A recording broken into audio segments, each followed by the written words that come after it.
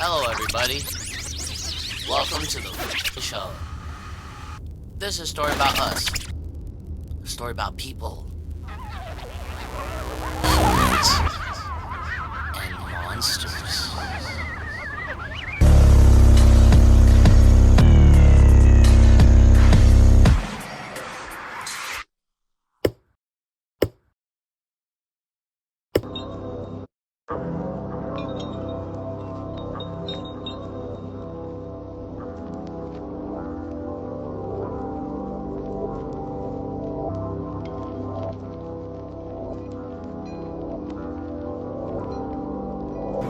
I took shrooms. I took a lot of shrooms. I took a lot to show Nick that it was going to be okay. When I took it, it took forever to kick in. Mason had the idea it was fake.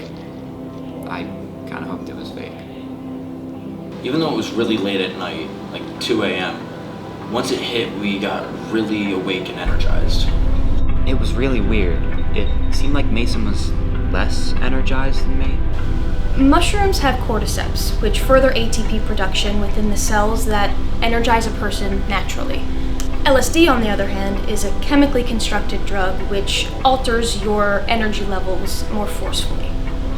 Mason had the idea to put Terrifier on. I distinctly remember the scene where the woman got cut in half upside down. When it hit, it sounded, I heard something. It sounded like a switch on the wall. Then suddenly the walls started flowing like water. The walls, they felt like water. When I put my hand on it, my hand got wet, and it seemed like my hand flowed with the wall. That's why psychedelics are called mind-altering drugs. It alters brain activity with its strong, characteristic psychological effects. It increases visual cortex cerebral blood flows, which is what the brain uses to process visuals. Then it decreases visual cortex alpha power, which is the part of the brain that remembers and keeps attention. It immensely expands the primary visual cortex, which ups the effects of the hallucinations. We laid on the floor together, and that's really when Nick's trip turned bad. I remember walking into my friend's bathroom and looking into the mirror. I saw my face moving and twisting, shifting into someone who wasn't me. Mirrors are a classic example of a trigger for bad trips. Most people cover their mirrors before partaking in their particular psychedelic of choice. Looking in the mirror as someone with body issues can make you hyper-aware of the insecurities that you have. The hallucinations can make your insecurities look like something they're not. I ran out of the bathroom, and then I saw Mason all energized and happy, and it made me feel all energized and happy. I remember just rolling around on the floor, laughing hysterically. That was something about the acid. They made everything funny. But after what felt like hours, I remembered what I was scared about. The fear came back. I ignored him, and I ended up continuing to watch the movie. I didn't have many visual hallucinations. I didn't see rainbows or unicorns like everyone always says. Some of mine were scary and dark. Not everyone experiences hallucinations on hallucinogenics. For some people, it's more like a high. For some people, it's as little as a level up from ordinary use of cannabis. And for the scary things you saw, they were probably stemmed from things that were happening in your life, your surroundings, or what you felt. I laid there staring at the ceiling, and I started to see faces. There were dark faces talking to me. They were all around me, saying incoherent words I couldn't understand. Nick started freaking out and started saying he was seeing scary faces and that he was like not real. Like all the classic tweaker shit, you know? I tried telling him about what I was seeing, but he just got mad at me. I didn't have any empathy for him at all during this. I was more concerned about preserving my enjoyment rather than dealing with his problems, which I would have never done sober.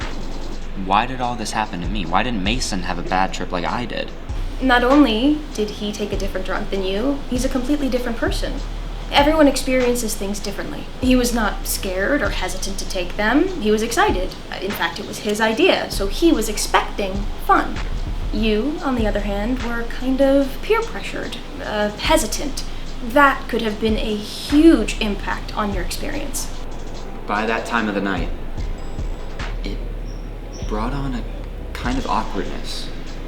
Which was weird, because it shouldn't be awkward. This is my closest friend. It made me worried about him misinterpreting words that I said. But he's my closest friend. We shouldn't be like that. He then called his girlfriend, and I got really pissed off. I called my girlfriend for comfort. I was mad at him calling her and her attitude on the phone with him. I kept getting more and more heated because it felt like she was manipulating him. If I was sober, I would have never told him to get off the phone with her. I think you tend to see things in a different light when you're tripping. It's not always right, necessarily, but in this case, I picked up on some faint signs that I would have overlooked when I was sober. I remember yelling at him in a fit of anger, and the way he looked back at me was looking at me like I was stupid or something. It really upset me. He was yelling at me, and I sat on the floor. I just don't understand why anyone would want to do this all the time, or even at all. Why do people do this? People say they have been given hope from how their trips made them view the world through a type of manifestation that one may not even know is happening. 80% of reports say that participants taking psychedelics or microdosing actually feel that it lifts their depression in a way that their antidepressants can't. And I sat there until it felt like I fell. When I was yelling at him, he rolled over, closed his eyes like he was trying to sleep. Falling further and further into the floor. I felt really disrespected, and I ended up kicking him in the shin and going on my phone for the rest of the night. And then I woke up the next morning. Not entirely sober, but better than I was. All I remember from the next day was still feeling really groggy and not fully sober or recovered. I don't remember what happened the night before entirely, but I do remember that I woke up with a bruise on my shin. I fly by the hoop, don't shoot my group, don't do that.